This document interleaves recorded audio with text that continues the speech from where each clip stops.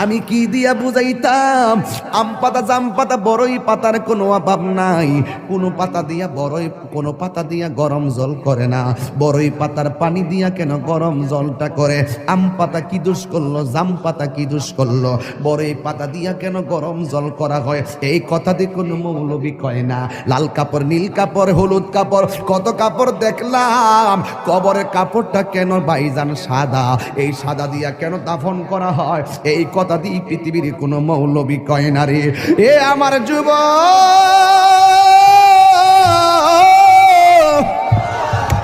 কি দিয়া বুঝাবো কবরটা কেমন ডেঞ্জারাস? কি দিয়া বুঝাবো মরণটা কত কঠিন?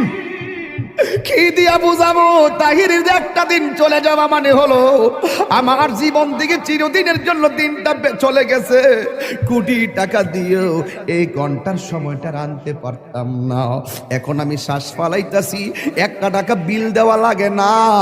নদীর পারে হাওয়া খাই, বিল দেওয়া লাগে না। পল্লী বিদ্যুতের ফ্যান বাতাস খাইলে বিল দেওয়া লাগে। আইসিইউতে ঢুকা গেলে দিনে 50,000 টাকা গোনা লাগে।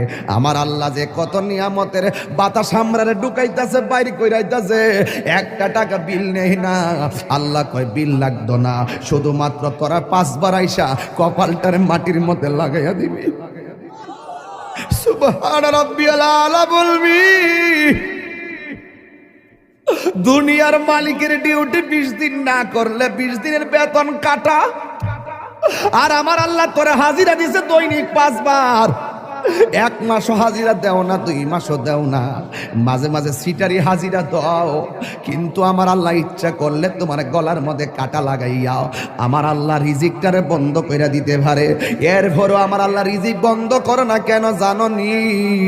কারণ হলো আমার আল্লাহ কয় আমি আল্লাহ তোরে মায়া কইরা বানাইছি, মায়া লাগে। আপনি আল্লাহরে বলবেন আল্লাহ, আল্লাহ গো, আল্লাহ গো। এই দুনিয়ায় বিপদে পড়লে কত মানুষ তোরে সহযোগিতা করে, কিন্তু হাসরের ময়দানে কেউ কাউকে চাইবে না। আমার আল্লাহ জবানটারে বন্ধ কইরা আল্লাহ ওই হাতের সাক্ষী হাত দিবে, পায়ের সাক্ষী পা দিবে। কিছু কিছু মানুষ আমলনামা নেওয়ার জন্য পাগল হয়ে যাবে। আল্লাহ এই আযাব আর সহ্য হয় না, তাড়াতাড়ি ওই তো জান্নাত দাও নাইলে জাহান্নাম দাও, তাড়াতাড়ি আমরা আমলনামা দাও। আল্লাহ বলবে ও ফেরেশতা, এ যখন তাড়াতাড়ি করে তার হাতটারে পেটের ভিতরে ঢুকাই দে। এবার বাম হাতটার পেটের ভিতরে ঢুকাইয়া এই হাতটারে পিছন দিক দিয়ে বাইর করবে। ওই বান্দা বলবে আল্লাহ তোমার কাছে আমলনামা চাইছি, তুমি কেন হাতটার পেটের ভিতরে এত কষ্ট করে ঢুকাইয়া দিলা? আমার তো নারী বুড়ি ছিঁড়া গেছে, এই হাতটারে পিছন দিক দিয়ে বাইর করলা। আল্লাহ বলবে তুই না আমলনামা চাইছস, তাহলে পিছন দিক দিয়ে তাকায়া দেখ। এবার ডাক দিয়ে বলবে আল্লাহ আমি তো তাকাইতাম পারি না, পিছনে কি দিছো আমি তো দেখি না। আল্লাহ বলবে ও ফেরেশতারা, ও কি আমলনামা দেখতে চায়, গাটটারে ভাঙ্গা দে। এবার গাটটা ভাঙ্গা পিছন দিক দিয়ে ফিরাইয়া দিব, তাকায়া দেখবো তার হাতের মধ্যে জাহান্নামের টিকিট। হায় রে, অনেক মানুষ আল্লাহর কাছে হাসরের মাঠে পানি চাইব। আল্লাহরে কইব আল্লাহ পানি পান করমু, পানি। আল্লাহ বলবে নাফরমানদের জন্য জাহান্নামের নিচ থেকে পুষ তুল, পুষ তুইলা দে পানি পান করার জন্য। জাহান্নামের নিচ থেকে পুষ তুলে দেওয়া হবে, ওই পুষগুলো তারা খাইতে থাকবে, সাথে সাথে জিহ্বাটা গলে পড়ে যাবে। আবার খাবার চাইবে, জাক্কুম নামক ফল দেওয়া হবে, গলার মধ্যে যাইয়া আগুনের কুণ্ডলিপি হয়ে যাবে। এই জন্যই তো মানুষের চেহারা দিয়া কাউরে আল্লাহ দোজখে দিবে না, এই জায়গার মধ্যে পশু পাখির চেহারা লাগাইয়া দোজখে দিবে। কারণ এই চেহারাটা হলো আল্লাহর কুদরতি রহস্য। কথা বলেন ঠিক কিনা? মানুষ হলো আল্লাহর রহস্য। ও যুবক, এই মানুষই আল্লাহ দুনিয়ার দিকে নিব, কত বাহানা কইরা নেয়। ইমানদারের রূহটা যেই মাত্র নিয়ে যাবে, আল্লাহ একটা ফেরেশতারে ডাক দিয়ে বলবে ফেরেশতা জান্নাত থেকে একটা সাদা কাপড় ল। একটা সাদা কাপড় লইব, সাদা কাপড় লইয়া বলবে ইমানদারের কাছে যাও। রূহটা আজরাইলে বের করার সাথে সাথে ওই রূহটারে তুমি কাফন দিয়ে বাইন্ডিং কইরা ফেলাইবা। ও যুবক, এমন ভাবে রূহটারে বাইন্ডিং করব, এমন ভাবে বাইন্ডিং কইরা আসমান দিকে উড়াইয়া লইয়া যাইব, দেখতেই তো বড় ভয় লাগে। এমন ভাবে বুঝি তাহিরিরে বাইন্ডিং করব, এমন ভাবে বুঝি আপনারে বাইন্ডিং করব, দেখলই তো কেমন জানে লাগে, দেখলেই তো কেমন জানে লাগে। এইভাবে বুঝি আমার বাইন্ডিং করব। আল্লাহ বলে আজরাইল, হো আজরাইল রুহুটা লো। আবার কো জান্নাতের ফেরেশতা আমার ইমানদারের রুহুটারে জান্নাতের সাদা কাপড় দিয়া বাইন্ডিং কইরা ফেলাইবি। এবার ফেরেশতা এসে বাইন্ডিং করে কইরা আসমানের দিকে একটা উড়াল মারে। এবার আসমানে যায়, প্রথম আকাশের ফেরেশতা কই, ও ফেরেশতা যাওয়ার সময় দেখছি তোমার কোনো গ্রান নাই, কিন্তু এখন কোথায় থেকে খুশবু আসতেছে? কই এটা হইলো কথার কথা বলতেছে আর কি, যদি বাড়ি উড়ার ইমানদার হয় এমনে বলবে এটা হইলো বাড়ি উড়ার ইমানদারের রুহু লইয়া যাইতেছি। সাথে সাথে প্রথম আকাশের ফেরেশতা এই রুহুটারে সালাম দিব। এবার দ্বিতীয় আসমানে গেলে সালাম দিব, তৃতীয় আকাশে গেলেও সালাম দিব, চতুর্থ আকাশে গেলেও সালাম দিব, পঞ্চম আকাশে গেলেও সালাম দিব, ষষ্ঠ আকাশে গেলেও সালাম দিব, সপ্তম আকাশে গেলেও সালাম দিব রে বাবা। এবার যাওয়ার পরে আমার আল্লাহ ডাক দিয়া কয়, ও ফেরেশতা আর সামনে নিস না, আমি আল্লাহ ইমানদারের জন্য একটা বাড়ি বানাইছি। আর সামনে নিস না গো, আমি আল্লাহ একটা বাড়ি বানাইছি। ওই বাড়িটার নাম কি? বাড়ির নাম হলো কোরআনের ভাষায় হলো ইল্লিন। এই রুহুটারে ইল্লিনে রাইখা দে। আর এই দিক দিয়া বাড়ি উড়ার এই আমার বাবার বডিটারে বাইন্ডিং করবার লাইগা বাড়ি উড়ার দোকান থেকে সাদা কাপড় আইনা বডিটারে বাইন্ডিং করলো। মানুষ আইব রে এক নজর দকিতে, মানুষ আইব রে। বিষয়টা দিছেন খুব কঠিন। মানুষ আইব রে এক নজর দেখিতে, মানুষ আইব রে।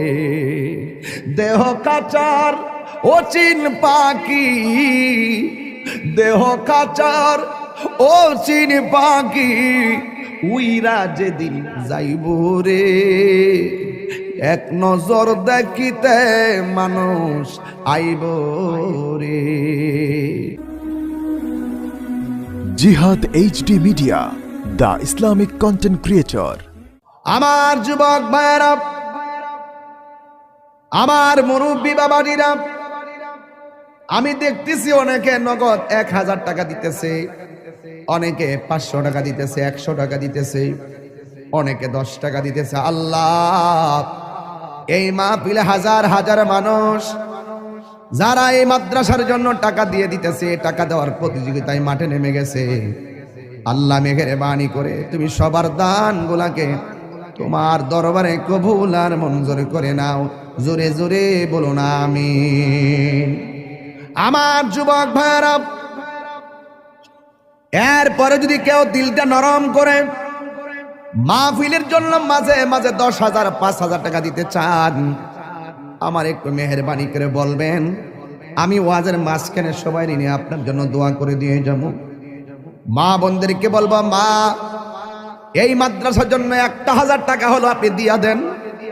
আপনার 1,000 টাকা নিয়ে আমরা গর্ব কইরা মাঠে যাইয়া মার্কেটে যাইয়া 2 বস্তা সিমেন্ট আইনা মাদ্রাসার কাজে লাগাইতে পারবো। একদিন আপনি থাকবেন না, এই টাকাগুলা একদিন মিজানের পাল্লাই কথা বলবে। এই দুনিয়ায় চিরদিন আমরা থাকবো না গো। ব্যাংকের মধ্যে টাকা আছে, এই টাকা দিতে চান না, ব্যবসার টাকা আছে দিতে চান না, কিন্তু একটা কথা মনে রাখবেন, মরণের কালে গেলে আপনার কবরের পা যাওয়ার আগে আগে মরণ আপনার সামনে আসবে। আপনার পাশে আপনার সন্তান বসে থাকবে, আপনার পাশে আপনার আপনজন বসে থাকবে, কিন্তু আপনার মরণের কষ্টের ভাগ আপনার সন্তান নিবে না। আপনার কবরে যদি আযাব হইব, এই কবরের আযাবের ভাগ আপনার সন্তান নিবে না, কিন্তু আপনার সন্তান ঠিকই আপনার ব্যাংকের টাকার ভাগ নেওয়ার জন্য কামরা কামড়ি শুরু করবে। আপনার সন্তান জমিনের ভাগ নেওয়ার জন্য পাগল হয়ে যাবে, কিন্তু আপনার কবরের ভাগ আপনার সন্তান নিবে না। এই জন্য আল্লাহ রাব্বুল আলামিন বলেছেন, মিনহা খলাকনাকুম ওয়া ফিহা নুঈদুকুম ওয়া মিনহা নুখরিজুকুম তারাতান উখরা। এই তো আমি পেয়ে গেলাম, দেখছেন ওয়াজের ভিতরে উত্তরপাড়া সিদ্দিক মিয়া মাছ ব্যাপারী, তিনি দিয়া দিলেন মাদ্রাসার জন্য ৫,০০০ টাকা। এই ৫,০০০ টাকা আমার কাছে ৫ কোটি টাকা মনে হয়। এই টাকাগুলা মাদ্রাসার কাছে লেগে গেলে একদিন হয়তো সে কবরে চলে যাবে, এই সওয়াবটা তার কবরে ফ্লেক্সি হতে থাকবে। আল্লাহ আপনি তার দানটাকে কবুল আর মঞ্জুর করে নেন। সবাই জবানটা খুলে বলুন আমিন। আল্লাহ বলছেন, এই মাটি থেকেই তোমাকে সৃষ্টি করা হয়েছে, এই মাটিতেই তোমাকে দাফন করা হবে, এই মাটি থেকে তুমি একদিন হাসরের ময়দানে উঠবে। আমার যুবক ভাইরা গভীর মনোযোগ, আমাকে বিষয় দিয়েছে কবরের আযাব আর হাসরের ময়দানের ভয়াবহতা। এই ওয়াজগুলো আমি প্রতি মাহফিলে করে দিলটা নরম করে দেওয়া লাগবে। বন্ধুরে আমার, ও বাড়ি উড়ার বন্ধুরা, কুস্তি শাহবাজপুর সাজদাপুরের বন্ধুরা, মাশাআল্লাহ। কোন জায়গা? জাঙ্গালপাড়ার জনাব মোশাররফ হোসেন প্রবাসী, তিনি দিলেন ৫,০০০ টাকা। জোরে করে মারহাবা। আয় রাব্বুল আলামিন, এই দান তুমি কবুল করো, মঞ্জুর করো। আল্লাহ আমি কবরের আলোচনা শুরু করে দিলাম। রিয়াসত বাড়ির আক্তার মিয়া ২,০০০ টাকা। জোরে করে মারহাবা। এই নগদ যারা তুলছেন টেহাড়ি গইন্না আমার কোয়েন কত টাকা উঠছে? আপনারা কেড়ে কেড়ে টেহা দিচ্ছেন, হাত তোলেন। নগদ কে কে দিচ্ছেন, হাত তোলেন। মাশাআল্লাহ, অনেকে দিছে, আলহামদুলিল্লাহ। আমার মনে হয় সবাই যদি অংশগ্রহণ করেন মিনিমাম ৩০-৪০ হাজার টাকা ওঠার কথা। এরপর আমি গইন্না দিক খেলে কত উঠছে টেহাটা গনেন। কেডা? উত্তরপাড়া হুসেন মিয়া দিছে, উসন মিয়া দিছে ২,০০০ টাকা। মারহাবা। স্কুল ভাড়া উসন মিয়া দিছে ২,০০০ টাকা। মারহাবা গন। কেউ রাগ করবেন না, গুসা করবেন না। যারা দিবেন তারা জিতে যাবেন, যারা টাকা দেওয়ার পরে খুশি হয়ে মারহাবা বলেন আপনারা ধন্য হয়ে যাবেন, আর যারা মনটা খারাপ করে ফেলবেন আসামি হয়ে যাবেন। জনাব মোহাম্মদ রুমুজ আলী দিছেন ১,০০০ টাকা। আয়াত আলী সর্দার বাড়ি রুমুজ মিয়া, আয়দুল আলী সর্দার বাড়ি রুমুজ মিয়া দিছে ১,০০০ টাকা। মারহাবা করেন। আচ্ছা, এখন যারা টাকা দিব আপনারা লিখকে ফেলাইবেন, পরে আমার কাগজটা দিয়েন, আমি একবারে লাস্টে কয়ে দেব ইনশাল্লাহ। হ্যাঁ, আমি ওয়াজটা শুরু শিখে গেছি তো, এখন মনটা গেছে দিকে। হ্যাঁ, আর বাকি যা দিবেন আমার কাছে লিখকে দিয়ে দিলে আমি ইনশাল্লাহ ঘোষণা করে দিব। আর সবাই আজকে আমরা দোয়া করে যাবো। রাজি আছি নিবাজান? আপনারা এখন বাড়ি উড়ার মানুষ, দিলটা নরম করে কন, আমাদের আসল বাড়ি কি বিল্ডিং না কবর? এই আওয়াজে মানি না, জোরে জোরে বলো, বিল্ডিং না কবর? বন্ধুরে টান দেন, বন্ধুরে আমার, ও আমার যুবক ভাইয়েরা, আসল ঘরের নাম হলো কবর। এই কবরটাতে যাওয়ার আগে তো আমাদের কাছে আজরাইল আসবে। আজরাইল দেখলে তোমার কেমন লাগবে জানোনি? আমি আপনাদের কাছে জানতাম চাই, বাড়িওরা গ্রামের মধ্যে আজরাইল আইসিনি? কথা কোন আইসিনি? দাদারে লয়া গেছে আজরাইল আইসা, দাদিরে নিয়া গেছে আজরাইল আইসা, আমারও নিয়া যাইব আজরাইল আইসা। আমার নবী বলে আজরাইল বড় ভয়ঙ্কর জিনিস। এই আজরাইলের চেহারাটা দেখলে অনেক মানুষের হাড্ডিগুলা খুলে যাবে। আজরাইলের চেহারা দেখলে অনেকের রগগুলা টাস টাস করে ছিঁড়ে যাবে। আজরাইলের চেহারা দেখলে অনেকের হাড্ডিগুলা চুরমার হয়ে যাবে। এই মুহূর্তে যদি বাড়িউড়া আইল্যান্ডের মধ্যে মোটর সাইকেল একটা উল্টায় পইরা যায়, পা ভাঙ্গা যায়, এক্সরা মেশিন দিয়ে ট্রাই করে কেমন ভাবে ভাঙছে। এই দুনিয়ার ভাঙ্গার মধ্যে পরীক্ষা করে দেখে কেমনে পাটা ভাঙছে। কিন্তু আজরাইলের থাবাই যে তোমার হাড্ডি চুরমার হয়ে যাবে, এটা ধরার মতন কোনো মেশিন এখন আবিষ্কার হয় নাই। যেমন ভাবে হায়াত কিনার ফ্যাক্টরি এখনো আবিষ্কার হয় নাই। কথা বলেন ঠিক কিনা? আমার যুবক ভাইয়েরা, আমার নবী বলেন আজরাইল দেখলে বেঈমানগুলো এমন পাগল হয়ে যাবে, তার পাশে তার সন্তান বসে থাকবে, তার পাশে তার আপনজন বসে থাকবে, কিন্তু তার কষ্টের ভাগ তার স্ত্রীও নিবে না, তার কষ্টের ভাগ তার আম্মাও নিবে না। এই জন্যই তো আমার নবী বলেছেন পৃথিবীর মধ্যে মানুষের দুইটা সিস্টেম, একটা হলো বেঈমানের জিন্দেগি, আর একটা হলো ইমানদারের জিন্দেগি। বেঈমানের জিন্দেগি করলে আজরাইলে তাবা খাইয়া রক্তগুলা পানি পানি হইয়া যাইব, পানি পানি হইয়া যাইব, মনের দুঃখ বলার কোনো জায়গা থাকবে না। কিন্তু যদি ইমানদার হতে পারো, ইমানদার হইলে তোমার কাছে আজরাইল আসবে, আয়সা ঘরের দরজার মধ্যে আজরাইলে তোমার সালাম দিব, জোরে জোরে কি আল্লাহু আকবার বলা যাবে না? যুবক, আজরাইল আয়সা তোমার সালাম দিয়া বলবে আল্লাহ আমারে পাঠাইছে আপনার হায়াতের জিন্দেগির শেষ দিকে, এখন আপনার রুহটা নিয়ে যাবো। ইমানদার বলবে আজরাইল আর দেরি করো না, তাড়াতাড়ি আমার রুহটারে লইয়া যাও, আমার এই দুনিয়া ভালো লাগে না গো। আর দুনিয়া সিজনুল মুমিনিন, দুনিয়াটা হলো মুমিনের জন্য জেলখানা। বেঈমানরা মনে করে এই দুনিয়াটা হলো একমাত্র বালাখানা। ইমানদার ডাক দিয়া বলবে ও আজরাইল, আমার রুহটারে তাড়াতাড়ি লইয়া যাও, এই দুনিয়ায় আমার ভালো লাগে না। এবার ইমানদারকে আজরাইল বলবে ঠিক আছে আপনি প্রস্তুতি নেন। এবার আজরাইল বলবে তোমার রুহটার আমি মুখ দিয়া নিতেছি। ইমানদার বলবে এই মুখ দিয়া রুহ নিতে দিব না, কারণ এই জবান দিয়ে আমি আল্লাহর জিকির করেছি, তাইলে তোমার রুহটা আমি কান দিয়া নিয়ে যাব। ইমানদার বলবে না, কান দিয়া নিতে দিব না, এই কান দিয়ে আমি আল্লাহর জিকির শুনেছি। আজরাইলে বলবে ও ইমানদার, তোমার চোখ দিয়া রুহ নিয়ে যাবো। ইমানদার বলবে না না না না, এই চোখ দিয়ে আমার আল্লাহর কুদরত দেখে দেখে আমি আল্লাহরে গবেষণা করেছি, এই চোখ দিয়া রুহ নিতে দিব না।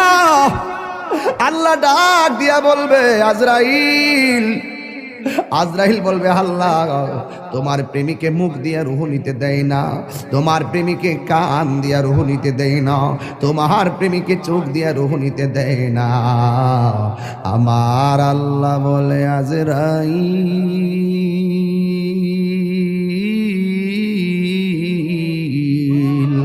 ও আজরাইল, আমার বন্ধুর রুহটা যদি নিবা, আমার ইমানদার বান্দার রুহ যদি নিবা, তাইলে তোমার হাতের তালুর মধ্যে আমি আল্লাহর নামটা লেখো,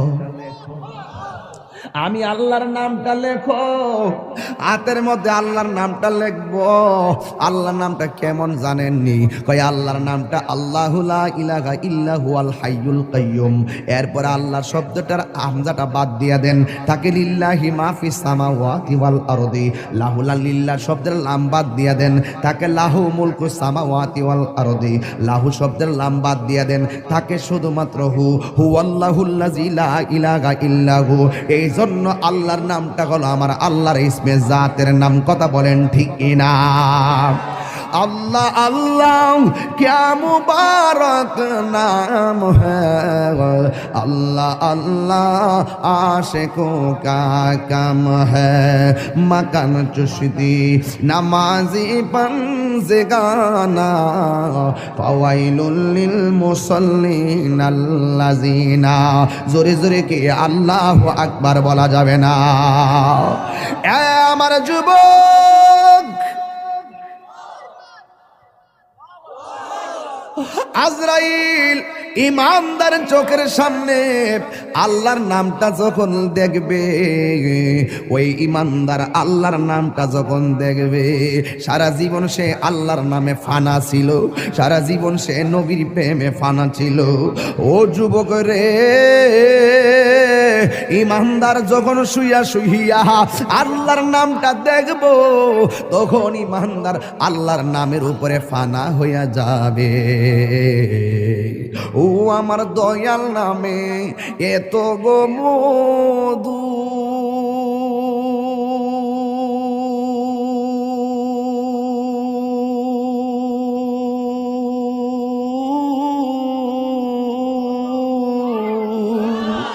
ভোরে আমরা রে কয়রাসে এ জাদু গো,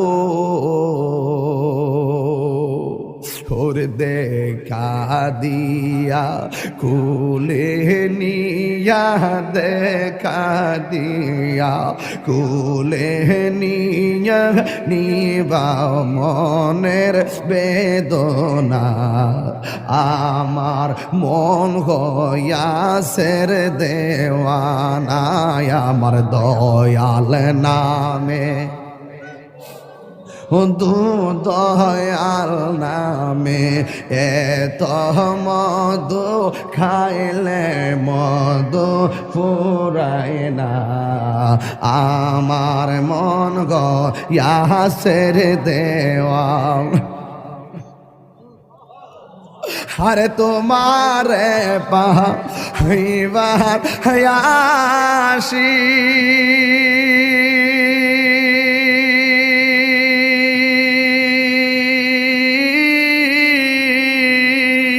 ঘুরতেছি কাঙালের বেশে গো, ওরে মরণ কালে দেখা দিয়া, মরণ কালে দিয়া নিবা ইয় যাত না, আমার মন হইয়াছে রে দেওয়া না, দয়ালে নামে এত মধু, দয়াল নামে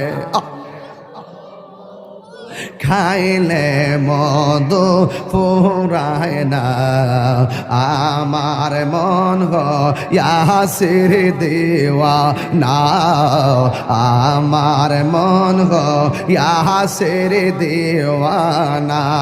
একটা জবান বন্ধ রাখবেন না, জবানটা খুলে বলু সুবহানাল্লাহ। হে আমার বন্ধুরি, ও বাড়িওয়ালার বন্ধুরা, ও আমার মইনদের বন্ধুরা, ও আমার সাজদাপুরের বাবা, কুস্তির বাবা, বুড্ডার বাবা, যত জায়গা থেকে আসছে রে বাবা, ও মল্লেশ্বরের বাবা, আমার আল্লাহ বলে আজরাইল তোমার হাতের তালুর মধ্যে আমি আল্লাহর নামটা লেখো, আল্লাহর নামটা দেখে ইমানদার আল্লাহর নামে ফানা হইয়া যাবে। এই সুযোগে আজরাইলে ইমানদারের রুহটার সার্জারি কইরা লইয়া যাইব। ইমারে বাবা ছোট বাচ্চা মায়ের স্তন থেকে দুধ পান কইরা যেমনে ঘুমায়া গেলে টের পায় না, ইমানদার বাড়ি ওরা ভাঙ্গা ঘরে এমন ভাবে ঘুমায়া যাইব যারা পরিমাণ কোনো টের পাবে না। আর জোরে জোরে কন্যা আল্লাহু আকবার। এই জন্য আমার যুবক আল্লাহ কয় মাটি থেকে তোরে বানাইলাম, এই মাটিতেই তোরে দাফন করা হবে। আপনি চলে গেলেন, আপনাকে বড়ই পাতার গরম জল দিয়া গোসল করাইতেছে। কেহ লইল আতর লোবান, কেহ লইল জল। আমি কি দিয়া বুঝাইতাম? আম পাতা, জাম পাতা, বড়ই পাতার কোনো অভাব নাই। কোনো পাতা দিয়া বড়ই, কোনো পাতা দিয়া গরম জল করে না।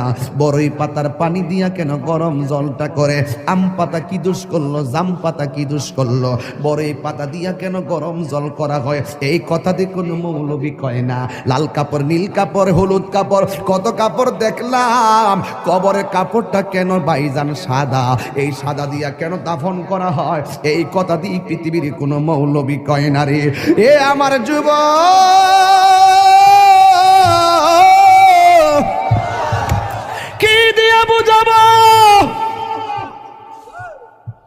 কবরটা কেমন ডেঞ্জারাস, কি দিয়া বুঝাবো মরণটা কত কঠিন, কি দিয়া বুঝাবো তাহিরের যে একটা দিন চলে যাওয়া মানে হলো আমার জীবন থেকে চিরদিনের জন্য দিনটা চলে গেছে।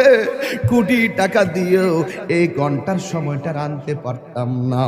এখন আমি শ্বাস ফালাইতাছি, একটা টাকা বিল দেওয়া লাগে না, নদীর পারে হাওয়া খাই বিল দেওয়া লাগে না, পল্লী বিদ্যুতের ফ্যান বাতাস খাইলে বিল দেওয়া লাগে, আইসিইউতে ঢুকে গেলে দিনে 50,000 টাকা গোনা লাগে। আমার আল্লাহ যে কত নিয়ামতের বাতাস আমরারে ঢুকাইতাছে বাইরে কইরাইতাছে, একটা টাকা বিল নেই না। আল্লাহ কয় বিল লাগতো না, শুধুমাত্র তোরা 5 বার আইসা কপালটার মাটির মধ্যে লাগাইয়া দিবি। সুবহান রাব্বিয়াল আলা বলবি। দুনিয়ার মালিকের ডিউটি 20 দিন না করলে 20 দিনের বেতন কাটা, আর আমার আল্লাহ তোরে হাজিরা দিছে দৈনিক 5 বার। 1 মাসও হাজিরা দেও না, 2 মাসও দেও না, মাঝে মাঝে সিটারি হাজিরা দাও, কিন্তু আমার আল্লাহ ইচ্ছা করলে তোমার গলার মধ্যে কাটা লাগাইয়াও আমার আল্লাহ রিজিকটারে বন্ধ কইরা দিতে পারে। এরপরও আমার আল্লাহ রিজিক বন্ধ করো না কেন জানো নি? কারণ হলো আমার আল্লাহ কয় আমি আল্লাহ তোরে মায়া কইরা বানাইছি, মায়া লাগে। আল্লাহ ডাক দিয়ে কয় আল্লাযী خلقك فسواك فعدلك في أي صورة ما شاء ركبك। আমার আল্লাহ তোরে সুন্দর নমুনায় বানাইছি, এই জন্য আমার আল্লাহকে খলাকতু বিয়াদাইয়া, আল্লাহ এই চেহারাটারে নিজের হাতে বানাইছে। আল্লাহ বলে মিনহা খলাকনাকুম, আমি এই মাটি থেকে তোরে বানাইছি, মানে আদম রে বানাইছে। আদম হলো ডাইরেক্ট মাটি দিয়া তৈয়ার, আমরা কইলাম মা বাবার নুতফা দিয়া তৈয়ার। বন্ধুরে আমার এই চেহারাটা ডাইরেক্ট আমার আল্লাহ নিজের হাতে বানাইছে। এই জন্যই তো মানুষের চেহারা দিয়া কাউরে আল্লাহ দুজকি দিবে না, এই জায়গার মধ্যে পশু পাখির চেহারা লাগাইয়া দোজকে দিবে, কারণ এই চেহারাটা হলো আল্লাহর কুদরতি রহস্য। কথা বলেন ঠিক কিনা? মানুষ হলো আল্লাহর রহস্য। ও যুবক, এই মানুষই আল্লাহ দুনিয়ার দিকে নিব, কত বাহানা কইরা নেয়।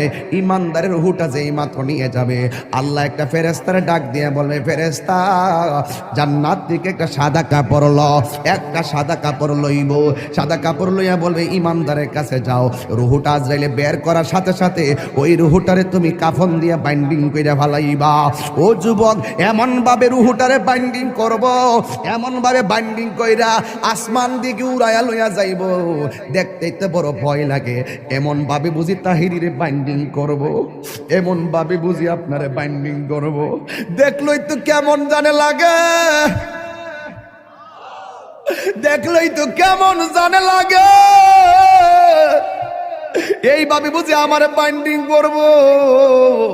আল্লাহ বলে আজরাইল, হো আজরাইল রুহুটা লো। আবার কো জান্নাতের ফেরেশতা, আমার ইমানদারের রুহুটারে জান্নাতের সাদা কাপড় দিয়া বাইন্ডিং কইরা ফেলাইবি। এবার ফেরেশতা এসে বাইন্ডিং করে কইরা আসমানের দিকে একটা উড়াল মারে। এবার আসমানে যায়, প্রথম আকাশের ফেরেশতা কই, ও ফেরেশতা, যাওয়ার সময় দেখছি তোমার কোনো গ্রাণ নাই, কিন্তু এখন কোথায় থেকে খুশবু আসতেছে? কই এটা হইলো কথার কথা বলতেছে আর কি, যদি বাড়ি উড়ার ইমানদার হয় এমনে বলবে, এটা হইলো বাড়ি উড়ার ইমানদারের রুহু লইয়া যাইতেছি। সাথে সাথে প্রথম আকাশের ফেরেশতা এই রুহুটারে সালাম দিব। এবার দ্বিতীয় আসমানে গেলে সালাম দিব, তৃতীয় আকাশে গেলেও সালাম দিব, চতুর্থ আকাশে গেলেও সালাম দিব, পঞ্চম আকাশে গেলেও সালাম দিব, ষষ্ঠ আকাশে গেলেও সালাম দিব, সপ্তম আকাশে গেলেও সালাম দিব রে বাবা। এবার যাওয়ার পরে আমার আল্লাহ ডাক দিয়া কয়, ও ফেরেশতা আর সামনে নিস না, আমি আল্লাহ ইমানদারের জন্য একটা বাড়ি বানাইছি। আর সামনে নিস না গো, আমি আল্লাহ একটা বাড়ি বানাইছি। ওই বাড়িটার নাম কি? বাড়ির নাম হলো কোরআনের ভাষায় হলো ইল্লিন। এই রুহুটারে ইল্লিনে রাইখা দে, আর এই দিক দিয়া বাড়ি উড়ার এই আমার বাবার বডিটারে বাইন্ডিং করবার লাইগা বাড়ি উড়ার দোকান থেকে সাদা কাপড় আইনা বডিটারে বাইন্ডিং করলো। মানুষ আইব রে, এক নজর দকিতে মানুষ আইব রে। বিষয়টা দিছেন খুব কঠিন। মানুষ আইব রে, এক নজর দেখিতে মানুষ আইব রে। দেহ কাচার অচিন পাখি, দেহ কাচার অচিন পাখি, উইরা যেদিন যাইব রে। এক নজর দেখিতে মানুষ আইব রে। এইভাবে আপনার বডিটারে দেখবার লাগে কত মানুষ আইব, আয়া আয়া দৌড়ায় দৌড়ে আবার যাইব গা, কয় বাজার আছে, আমার কাজ আছে, কয়া কয়া দৌড়ায় দৌড়ে যাইব গা। কিসের তোর বন্ধু? ফেসবুকের বন্ধু। এই বন্ধু তোরে দেখার জন্য একটা মিনিটের জন্য আইব, আয়া কোন রকমের দেখকে আবার বন্ধু তোরে ফালাইয়া যাইব গা। কিসের তোমার বন্ধু? কয়েকটা মিনিটের জন্য জানাজার ময়দানে যাইব, ভালো করে মাটিও দিবে না, কয়ে ক্রিকেট খেলা আছে, এই কথা বইলা বন্ধু চলে যাবে। তার মানে বোঝা গেল এই দুনিয়ার বন্ধু তোমার কবরের আপন না, যিনি কবরে আপন হবে তিনি আছে শাহে মদিনা। কথা বলেন ঠিক কিনা? হাত তুলে বলো ঠিক কিনা বলো। আমার নবী কবর আসার ক্ষমতা আছে না? না।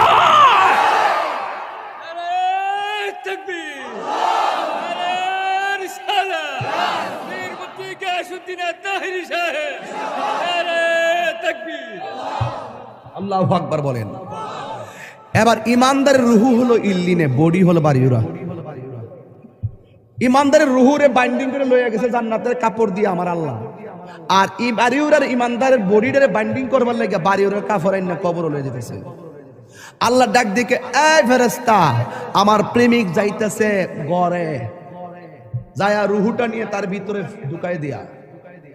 কবরে তো দুইজন ফেরেশতা আইব, আমি তো তিনজন আইব। ওই একজন আয়া রুহু দিয়ে যাইব গা, দুইজন আয়া প্রশ্ন করবো, জোরে কন্যা সুবহানাল্লাহ। সপ্তাহ কোন যাইতো না। এবার ওই কবরের ভিতরে ইমানদারের প্রশ্ন করব তিনটা। কয়টা? রাসূল বলেন, মৃত্যু যেমন সুখ, মৃত্যু যেমন দুঃখ, কবরও তেমন দুঃখ, কবরও তেমন সুখ, হাসরও তেমন সুখ, হাসরও তেমন দুঃখ। দুঃখের রাস্তা, সুখের রাস্তা, আমরা চাইব কোন রাস্তা? তো সুখের রাস্তা চাইলে তো সুখের কাজ করা লাগবে। কারো কারো জীবনে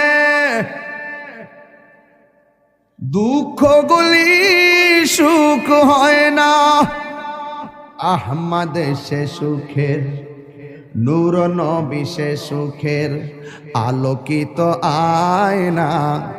আর রঙে রঙিন হলে দুঃখগুলি আর দুঃখ রয় না সবার জীবনে। আল্লাহুম্মা সাল্লি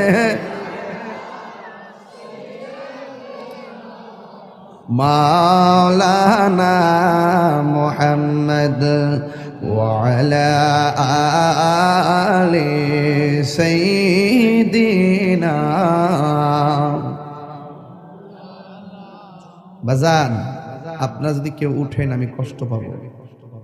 আমি আসল ঘরের ওয়াজ করতেছি।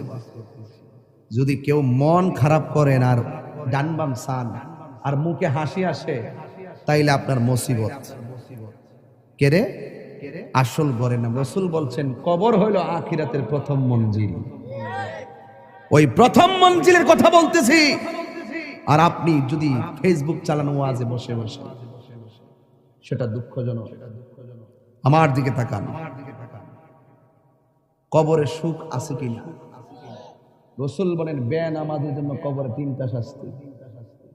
আমাদের খলিল রেজা সাহেব এখানে নামাজ পড়ান, ভালো আলেম।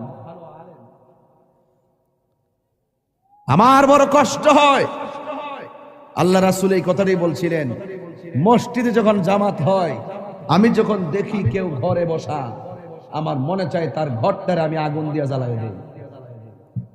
আমার খুব ব্যথা লাগে যখন মসজিদে জামাত হয়, আপনি দোকানে আড্ডা দেন, মনে হয় যেন কবরে শুধু আমরাই যাবো, আপনারা যাইতেন না।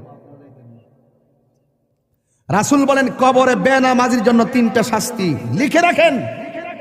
নাম্বার 1, কবরে দেওয়ার পরে দুই পাশের মাটি দুই প্রান্তে চলে যাবে। এই ছেলে, এই বসো।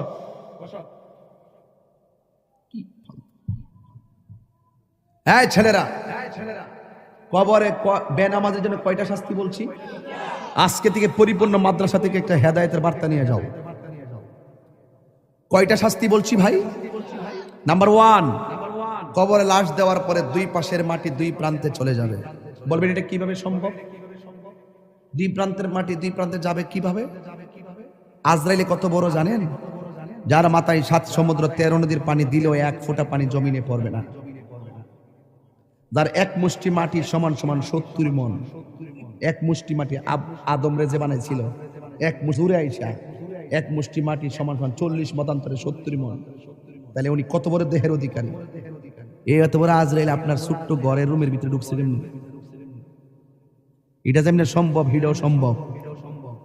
কথা বলেন। দুই প্রান্তে চলে যাবে। বেনামাজির জন্য কবরে 3টা শাস্তির একটা শাস্তি হলো দুই পাশের মাটিগুলো এসে তোমাকে এমন জোরে চাপা দিবে, ডান পাশের হাড্ডিগুলো বাম পাশের ভিতরে ঢুকে যাবে। বাম পাশের হাড্ডিগুলো ডান পাশের ভিতরে ঢুকে যাবে। রাসূল কি বার্তা দিয়েছে শুনেন। আল্লাহর হাবিব বলছেন ওই সময় সে একটা চিৎকার যে দিবে, এই কান্নার আওয়াজ যদি তার পরিবার পরিজন দুনিয়ার মানুষ শুনতো, তাহলে ওই মানুষটার কানের পর্দা ফেটে সাথে সাথে মারা যেত। আল্লাহ! বিকট আওয়াজ হবে। রাসূল বলেন এই আওয়াজ যদি পৃথিবীর কাহারও কানে লাগতো, তাহলে মানুষের পর্দা কানের পর্দা ফেটে মারা যেত। গরু ছাগল চতুষ্পদ জন্তু যারা, তারা কবরের আযাবের আওয়াজ শুনে। আপনি জানেন না তো, হাদিসের ভাষায় দেখেছি কবরের ভিতরে মানুষগুলা যে কান্নাকাটি করে, এত ভয়ঙ্কর হাউমাউ, ঝগড়া লাগলে বলছে না কাউ কাউ কি আওয়াজ হয়, আল্লাহ বাঁচাও, আর পারছি না, আল্লাহ তুমি বাঁচাও, আর আগুন সহ্য হয় না, সাপের দংশন সহ্য হয় না। মাঝে মাঝে দেখবেন গরু ছাগলগুলো ঘাস খায়, হুট করে দাঁড়ায় থাকে, হুট করে রশি ছিঁড়ে দূর মারে। কেন? ওরা কবরে আযাবের কান্নাকাটির আওয়াজ শুনে।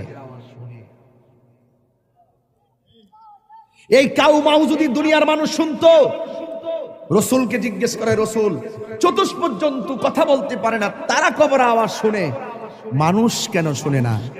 রাসূল উত্তর দিলেন, মানুষ যদি কবরে আযাব শুনতো, তাইলে মানুষ দিন দরদ ছাইরা দিয়া মানুষ পাগল হইয়া হার্ট ফিল হইয়া মারা যেত। গভীর মনোযোগ। কবরের আলোচনা করতে বলেছেন, তাই সাইড লড়ব না। মাটি তোমাকে এমন ভাবে চাপা দিবে, কোটিপতি হইয়া কবরে দোহাই দিলে চলবে না আমি কোটিপতি ছিলাম। এই কবরের মাটি তোমাকে মাটির সঙ্গে মিশাবে, কিন্তু মরণ হবে না। আপনি আল্লাহকে বলবেন, আল্লাহ আর সহ্য হয় না, একবারে আমরা মাইরা ফালাও, হাড্ডিগুলো গোড়া হয়ে গেছে, আর সহ্য হয় না গো মালিক। এই হলো বেনামাজির কবরের মাটির আযাব। এখন বলবেন মাটি কেন চাপা দিব, তার রহস্য কি শুনে যান।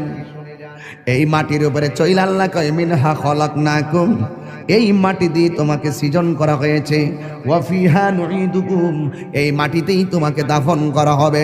মাটি কেন চাপা দিবে জানোনি? এই মাটির উপরে চলে চলে তুমি আল্লাহর সঙ্গে নাফরমানি করেছো, এই জন্য মাটি তোমাকে চাপা দিয়ে মাটি প্রতিশোধ নিবে।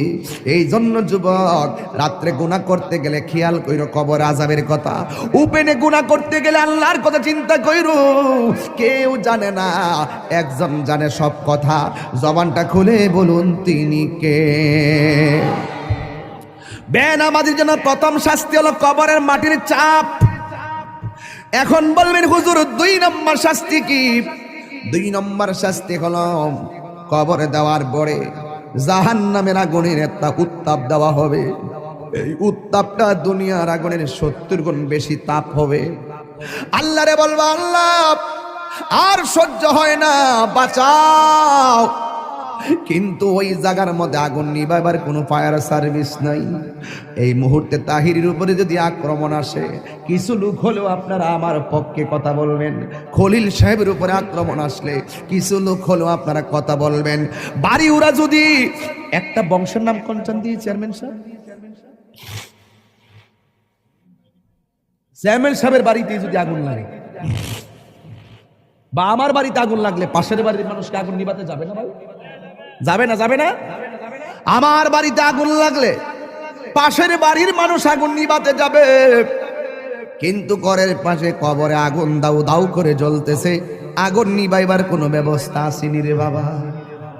এই জন্য বেনামাজির কবরে আগুন ধরে দিবে, অবস্থা ভয়াবহ হবে।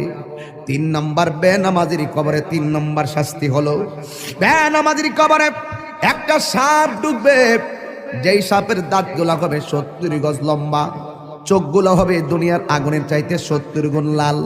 ওই সাপটার মাথায় থাকবে মহিলাদের চুলের গোছার মতন চুল। ওই সাপের গায়ের মধ্যে দুর্গন্ধ থাকবে। আমরা একটা সাপের দুর্গন্ধ সহ্য করতে পারি না, নাকে ধরে যাই, লাশের গন্ধ সহ্য করতে পারি না, কিন্তু ওই সাপের গায়ের মধ্যে এমন দুর্গন্ধ থাকবে গো, এই সাপের দুর্গন্ধ যদি কাহারো নাকের মধ্যে লাগতো, ওই মানুষটা কলেরা হইয়া সাথে সাথে মারা যাইতো। এমন দুর্গন্ধ সাপ কবরে ঢুকাইয়া দেওয়া হবে। ও তাহিরি হুজুর, এই সাপটা কতটুকু লম্বা? বুখারী শরীফের হাদিস খুললা দেখেন, এই সাপের দৈর্ঘ্য হলো 450 কিলোমিটার লম্বা। এমন বিষাক্ত সাপ তোমার পায়ের মধ্যে সুবল দিবে না, তোমার কপালের মধ্যে সুবল দিবে না। কারণ মানুষের বডির ভিতরে কোন দিক দিয়ে শয়তান মানুষের ভিতরে ঢুকে জানেননি? কান দিয়া ঢুকে না, নাক দিয়া ঢুকে না, চোখ দিয়া ঢুকে না, শয়তান মানুষের ভিতরে প্রবেশ করে নাভি দিয়া, নাভি দিয়া। এই জন্য ওই শয়তানের পাল্লাই পইরা যারা নামাজ চাইরা দিছ, ওই সাপটা তোমার নাভির মধ্যে এমন জোরে 70 গজ দাঁতটা বসাইয়া দিয়া বডিটারে আলাদা কইরা 70 গজ মাটির নিচে নিয়ে ঢুকাইয়া দিবে। আপনি বলবেন আল্লাহ আর সহ্য হই না গো। ও যুবক, পায়ে হাত দিয়া বইলা যায়, নামাজ ছাড়লে আল্লাহ বড় অসন্তুষ্টি হইয়া যায়। একদম মুসা নবীর কাছে একটা মহিলা আসলেন, আয়েশা বলতেছে, মুসা নবী গো, আমি এমন গুনাহ করছি, আল্লাহর কাছে 100 বার ক্ষমা চাইলে মনে হয় কেন জানি আল্লাহ ক্ষমা করবে না। আমি এত তওবা করি, চোখের পানি ফেলায়া কান্দি গো মুসা নবী। আপনারা আওয়াজ করে বলেন, মুসা নবী কি নরম নবী না গরম নবী? মুসা নবীর আয়েশা বলে, নবী গো, আমি এমন গুনাহ করছি আমার আল্লাহ ছাড়া কেউ জানে না, কিন্তু আমি এমন ভাবি আল্লাহর কাছে ক্ষমা চাই, কিন্তু আমার আল্লাহ ক্ষমা করবে কিনা আমি জানি না, কেন জানে মনে হয় আমার আল্লাহ আমাকে ক্ষমা করবে না। এবার মুসা নবী ডাক দিয়ে, গো পাগলনি, তুমি কি এমন গুনাহ করছো যে এই গুনার কারণে আল্লাহর কাছে তওবা করার পরও তোমাকে তওবাটা কবুল হবে কিনা তুমি মনে করতে পারো না? এবার মহিলা ডাক দিয়ে বলে, নবী গো, আপনি তো আল্লাহর সঙ্গে কথা বলেন, আপনি আল্লাহরে যাইয়া আমার নামটা ধরে কইবেন, আমি মহিলার দোয়া আল্লাহ কবুল করছেনি, আমার গুনাহগুলো আল্লাহ মাফ করছেনি। এবার মুসা নবী ডাক দিয়ে, মহিলা, তুমি কি এমন গুনাহ করছো যেই জন্য তোমার কথা আল্লাহর কাছে গিয়ে আমি তুলে ধরার জন্য বলেছ? এবার মহিলাটা ডাক দিয়ে বলে, নবী গো, আমি একটা অন্যায় করছি। কই কি অন্যায়? কই আমার বিয়ে হয় না, কিন্তু আমি একটা মানুষের সঙ্গে অবৈধ মেলামেশা করেছি, এরপরে আমি বুঝতে পারি নাই আমার পেটের মধ্যে একটা সন্তান চলে এসেছে। এখন মনে মনে ভাবলাম এই সন্তানটার আমি কি করব, কিন্তু মারার তো কোনো পদ্ধতি পাইলাম না। আমি একটা আস্তে আস্তে কোনো রকমভাবে কাপড় চোপড় দিয়া দিয়া চলাফেরা করি, মানুষকে আমি বুঝতে দেই না যে আমি হামেলা। এই জন্য আমি কোন রকম ভাবে চলাফেরা করি, কাপড় চোপড় পরি যেন মানুষে না বুঝে। কিন্তু আমি এমন ভাবে দিন যত বাড়তে শুরু করলো, আমার শরীরটা ভারী হইতে শুরু করলো। শেষ পর্যন্ত যখন 6-7 মাস হলো, মানুষ আমারে দইরা ফেলাইব আমার অস্বাভাবিক অবস্থা দেখলে। এরপর আমি জঙ্গলে জঙ্গলে যায়া যায়া ঘুরছি যেন মানুষ আমারে ধরতে না পারে। ও নবী গো, নবী গো, নবী গো, আপনি জানেননি গো, আমি যখন দেখলাম 10 মাস 10 দিন হয়ে গেল, একদিন আমার পেটের ব্যথা উঠে গেল, মনে হয়েছে যেন আমার সন্তানটা হইব। কোনো দাইমারে ডাকলে শাস্তি হইয়া যাইব, কোনো দাইমারে ডাকলে সাক্ষী হইয়া যাইব, কোনো মহিলারে ডাকলে সাক্ষী হইয়া যাইব। এখন আমি কি করব? নিজে নিজেই প্রসব করাইছি আমার সন্তান, এখন আমি কি করব? এতদিন আমি পেট গোপন করছি, এখন আমি বাচ্চাটা গোপন করব কেমনে? এক তো আমি জিনা কইরা গুনাহ করলাম, 2 নম্বর সন্তান হইয়া গেছে, এখন আমি সন্তানটা লোক সমাজে লইয়া গেলে আমি কলঙ্কিনী হইয়া যাইব। মুসা নবী, আমি কি ভয়ঙ্কর গুনাহ করছি জানেননি?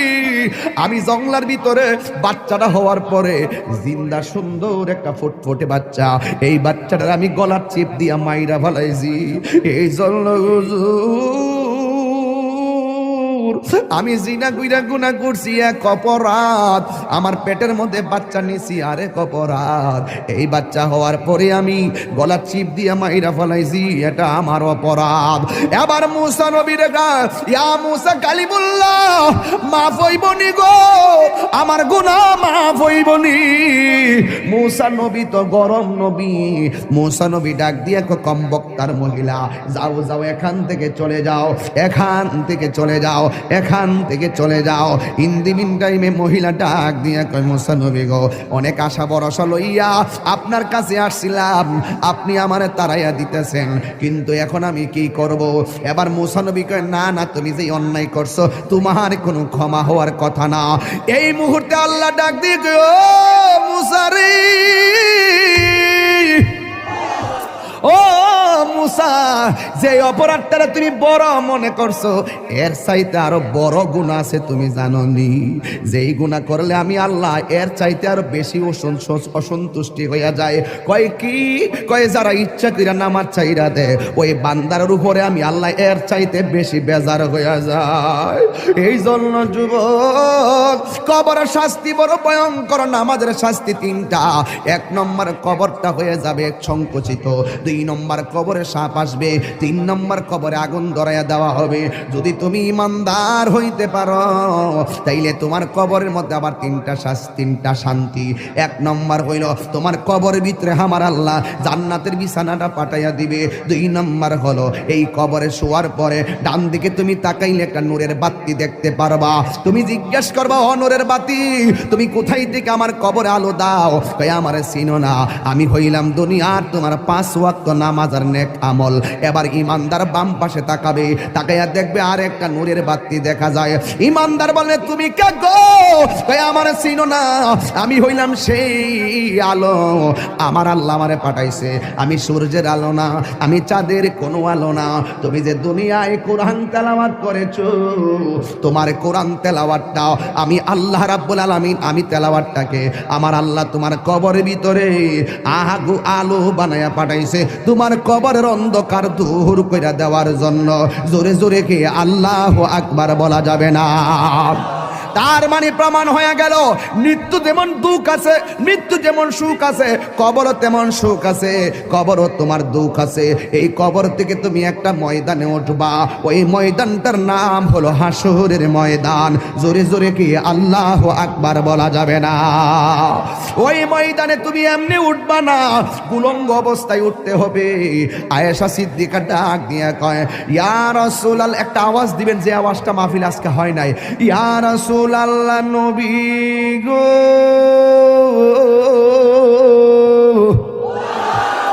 ইয়া রাসূলুল্লাহ, আপনি যে বললেন এই কবরস্থান থেকে, কবর থেকে মানুষে হাসরের ময়দানে উলঙ্গ অবস্থায় উঠবে, একজনের লজ্জাস্থান তো আরেকজনে দেখা পালাইব।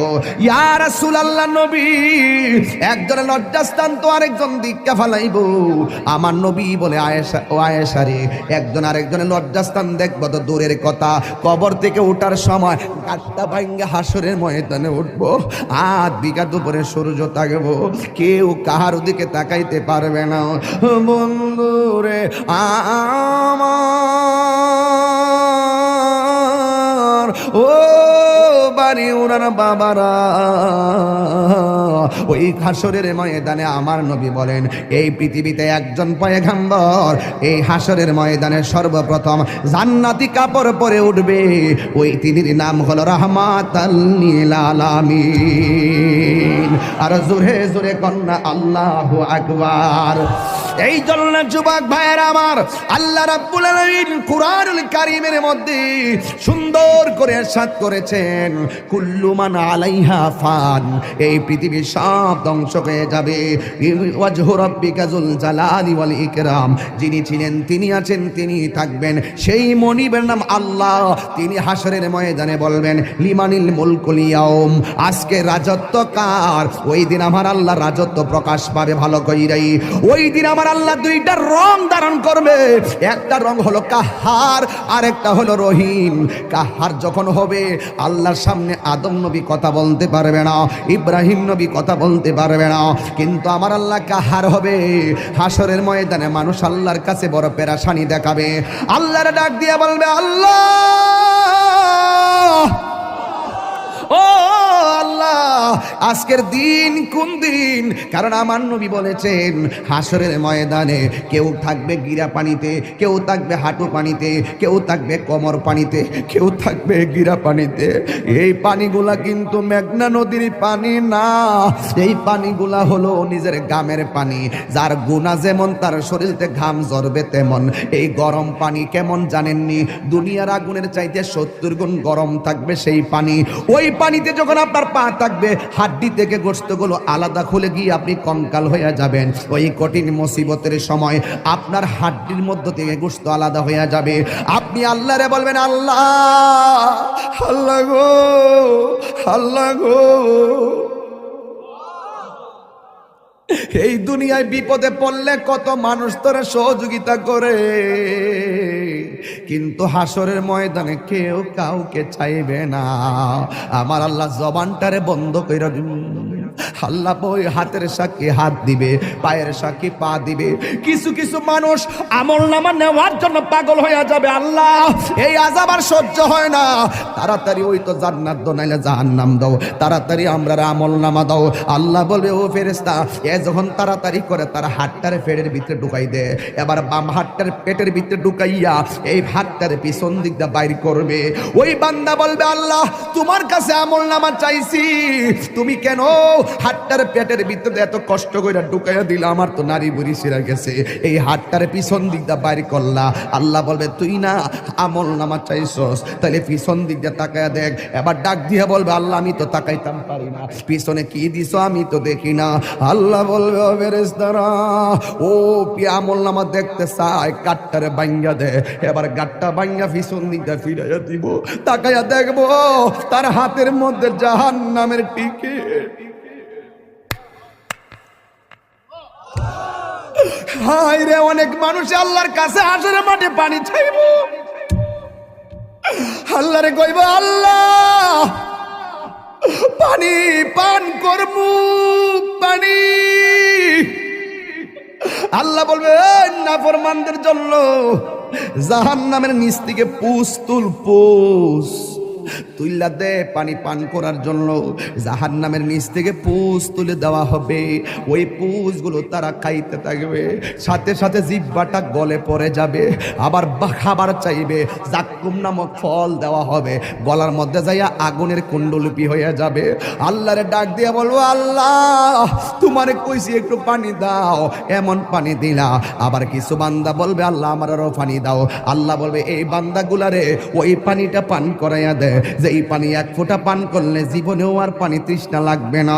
এবার তাদেরকে হাউজে কাউসারে পানি পান করানো হবে। ওই বান্দারা বলবে আল্লাহ আমরা তোমার বান্দা, তারাও তোমার বান্দা, তারাও তুমি আমরা তোমার রব জানি, তারাও তোমার রব জানছে। আল্লাহ আমরা পাইলাম জাহান্নামের পুজোরে পানি, ওরা কেন পাইলো হাউজে কাউসারের পানি? আল্লাহ বলবে ওরা কারা জানোসনি? এরা হইল আমার ওই সমস্ত বান্দা যারা দুনিয়ায় সেহরির টাইমে সেহরি খাইছে, সারাটা দিন গলাটা শুকাইয়া গেছে, এরপরও পানি পান করে নাই।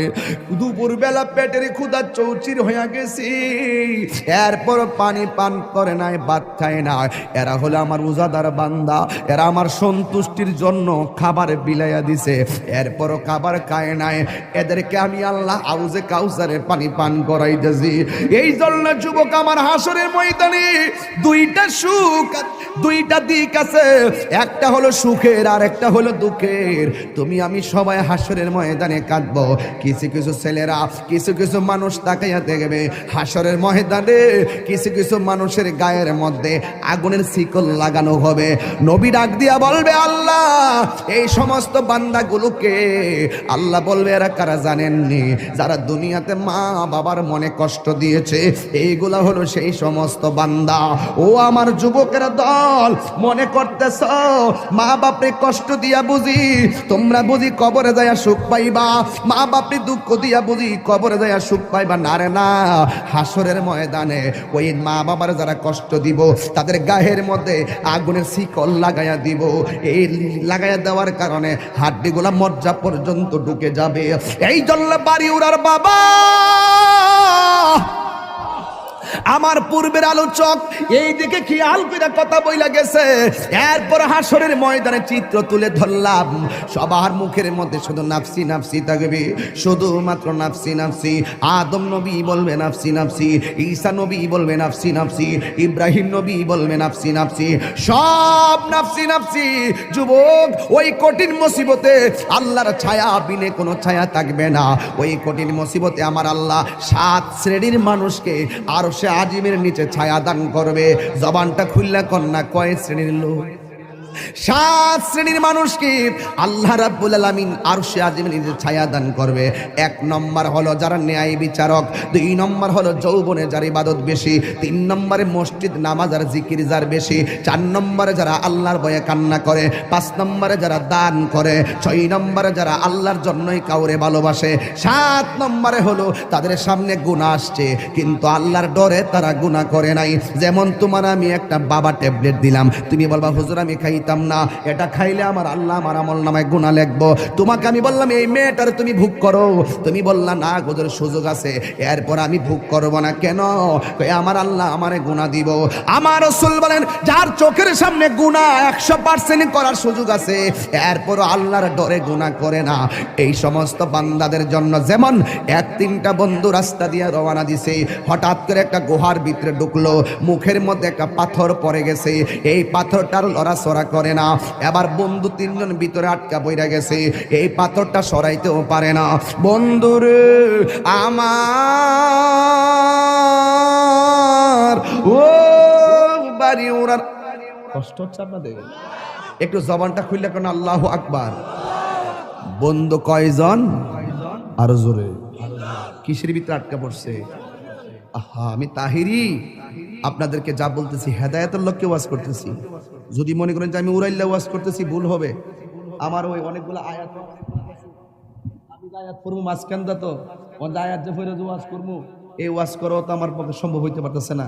অনেকগুলো আয়াত আসছে যেগুলো নিয়ে আমি কথা বলার এখন পসিবল হচ্ছে না, সময়ও খুব বেঁধে দেওয়া সময়। তবে একটি কথা বলতে চাই, ওই গুহার ভিতরে যখন 3 জন ঢুকলো, ঢুকার পরে বলতেছে এখন কি করব, পাথর তো সরাতে পারি না, কি করব এখন? পাথরের ফাঁক নাই যে এই ফাঁক দিয়ে আমি কাউকে ডাক দিব, কেউ আসে আমাকে বাঁচাবে।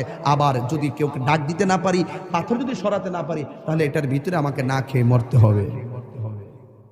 এখন 3 বন্ধু বলতেছে তাহলে একটা কাজ করো, নিশ্চিত মৃত্যুর মুখে পড়ে একজন আরেকজনকে কয় জীবনে যদি কোনো ভালো কাজ করে থাকি, চলো ওই ভালো কাজটাকে পুঁজি করে আল্লাহকে বলি, আল্লাহ তুমি আমাকে এই কাজটার উসিলাই তুমি আমাকে মাফ করে দাও।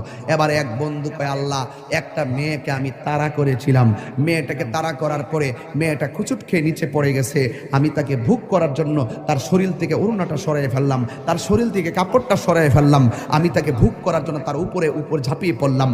মেয়েটা আমাকে বলল, হে যুবক তুমি আমাকে ভোগ করবা, আমি নিরুপায়, আমি অস্থির, আমি কি করব, এখন আমি বাঁচতেও পারবো না, আমি হয়তো এখন নিঃসন্দেহে আমার ইজ্জত লুণ্ঠন হয়ে যাবে, কিন্তু তুমি আমাকে ভোগ করার আগে তোমাকে আমি একটা কথা বলি, তোমার সামনে তো নিশ্চিত আমাকে তুমি ভোগ করতে পারবা, আমার তো বাঁচার কোনো উপায় নাই, তবে একটা কথা, তুমি আল্লাহকে ভয় করো। ওই ছেলেটা পাহাড় থেকে বলতেছে, আল্লাহ ওই দিন আমি মেয়েটার উপর থেকে লাফ মেরে দাঁড়িয়ে গিয়েছিলাম, আমি কাপড় পরিয়ে দিয়েছিলাম, ওড়নাটা পরিয়ে দিয়েছিলাম, আমি তাকে সসম্মানে বাড়িতে পৌঁছে দিয়েছিলাম, একমাত্র তোমাকে ভয় করে, নিশ্চিত পাপ কাজ থেকে আমি দূরে চলে এসেছিলাম শুধু তোমাকে ভয় করে। যদি সত্যিকার অর্থে তোমাকে ভয় করে থাকি তাহলে পাথরটা সরায় দাও। কথাটা বলতে দেরি, পাথরটা সরে গেছে। রাসূল বলেন নিশ্চিত তার সামনে গুনাহ আছে, নিশ্চিত গুনাহ, সুযোগ আছে। বৃষ্টি পড়তেছে, মালিকে টিনের ঘরে ঘুমাইতেছে, হুট করে কলিজাল লয়ে গেছে, টিনের ঘরের আওয়াজে, বৃষ্টির আওয়াজে হয়তো মালিকের টের পাবে না, কলিজালটা হাতের মধ্যে নিয়ে কেউ মারতেছে, নিশ্চিত 20-25টা মাছ উঠবে। কেউটা মারতে যায় কয় মালিককে দেখতো না, চুরি যে কর্ম গুণা তো হইব, থাক দে। দুধ দোহন করছে, হুট করে কয় 2 কেজি হইছে, আধা কেজি 1 পা পানি দিয়ে দিই, দামটা একটু বেশি পাবো। পানিটা মেশানোর সুযোগ আছে, না কেউ দেখে না, আল্লাহ দেখতেছে।